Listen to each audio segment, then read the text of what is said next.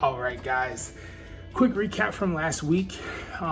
We finally finished Mark 4, and in it we learned of the account of Jesus calming the wind and waves. It's one of my favorite accounts in the Gospels, and essentially what we have here is Jesus saying to his disciples, let's go to the other side of the sea. So we start out with Jesus being on a mission. As we know, we're going to find out later, Jesus is going over there to cast out demons. And then we're also going to see him heal and do a bunch of stuff. So Jesus is actually leaving this teaching and he is continuing on his mission. So first point that we really talked about was he starts off on a mission. And so in the midst of this mission, going from one side to the other, a massive storm happens. We see that most of the disciples are fishermen, and yet and still they are terrified of this storm. They're worried they're going to die. They go get Jesus. He calms the wind and waves. Fantastic story. I love it. But as we learned a little bit more about the story, we see that there's often an emphasis of this story and a speculation of the story that I believe kind of jacks up what we're supposed to learn. We see that Jesus comes out, he calms the wind and the waves, but then he rebukes the disciples. And for me, as long as I've heard this story for probably 15 years, I always thought that he was rebuking the disciples because they didn't have the faith. He rebukes them and says that they have little faith.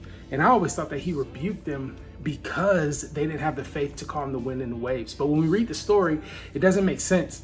They didn't even know Jesus could do that. So Jesus wouldn't rebuke them for something that they didn't even know was possible.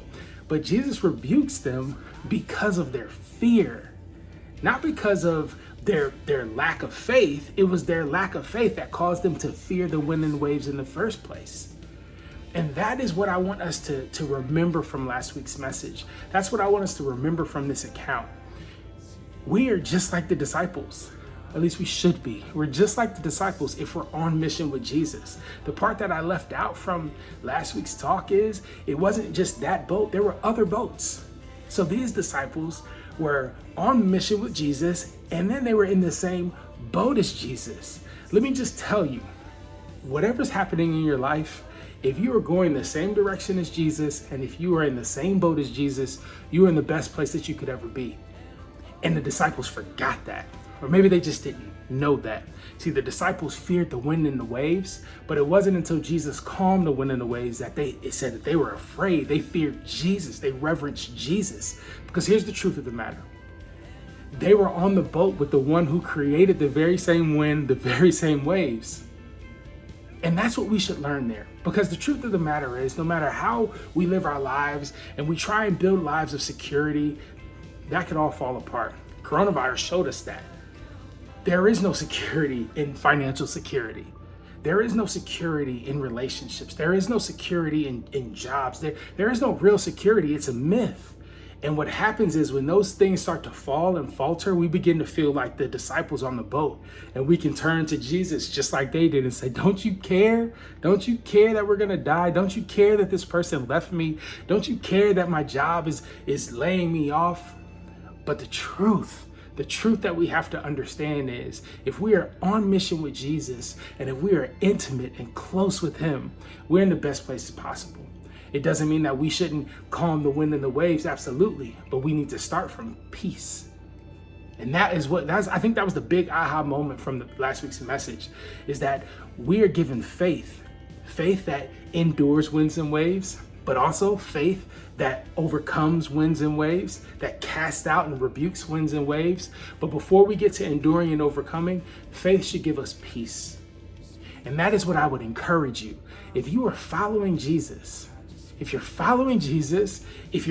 close to him, before you decide on, am I enduring, am I overcoming, just know that whatever you do, whether it's overcoming or endurance, that you can have peace because you are with the one who you really should fear. You are with the one who is greater than any issue that you have.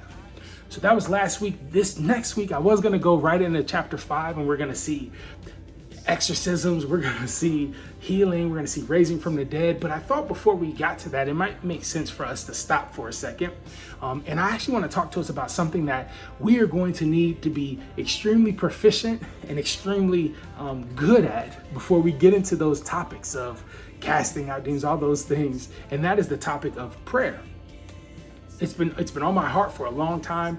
I actually want to do a brief mini series, and we're going to talk about the Lord's Prayer. We're going to talk about prayer and how it equips us, not just for the mission, but how it feeds our soul. So I'm looking forward to that. If you are within our range, I would encourage you to come out. We're going to be meeting outside again. It's going to be great, nice and hot. But I would encourage you to come out, because after the message, we're going to spend time actually ministering to each other. And we're going to see God do so much stuff just from as we lift each other up in prayer. Also this week, we're going to be continuing during our prayer night, talking about discipleship, except for this time, we're going to do less talk about discipleship and more time for prayer. But it's going to be at Nate's place again. Outside of that, guys, that's it. That's all I have for you. I love you, and I can't wait to see you Wednesday. Bye.